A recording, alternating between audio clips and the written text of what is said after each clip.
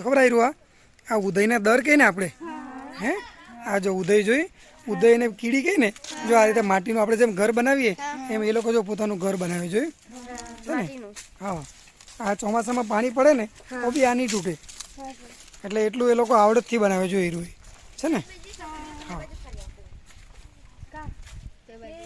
લાકડા હોય ને એના બધાના મશીન હોય. જો આ બધા મશીન છે ને એમાંથી એ લોકોએ ગોળ લાકડાને, હે અહીંયા જો બધા ચોરસ લાકડા પડેલા છે ને આ દેખાય, કારણ કે આપણે ઘરમાં જે ફર્નિચર બનાવીએ એના માટે ચોરસ લાકડું જોઈએ, ગોળ ઓછું કામમાં આવે.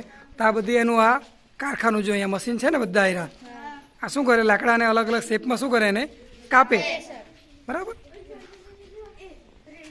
આ જે મશીન છે ને આયરું આ, બરાબર, આ એવું કહી છે કે જે મોટા મોટા ઝાડ આવે ને, ખૂબ મોટા ઝાડ, એને ફાળવા માટે આ મશીન વપરાય. જો અહીંયા જો આ ગોળ ગોળ રોલ મૂકલા દેખાય રહ્યા, જ્યાં લાકડું લહરાવું હોય ને આના પર મૂકીને મારે ને ધક્કો મારે ને એ રીતનું એમ.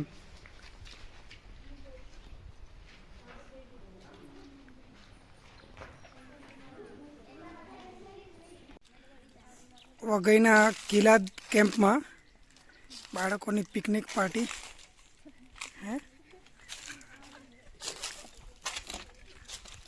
ખાજો બાબર, હે કે એવું નહીં મળે ને, એવું નહીં મળે ને. હા હા,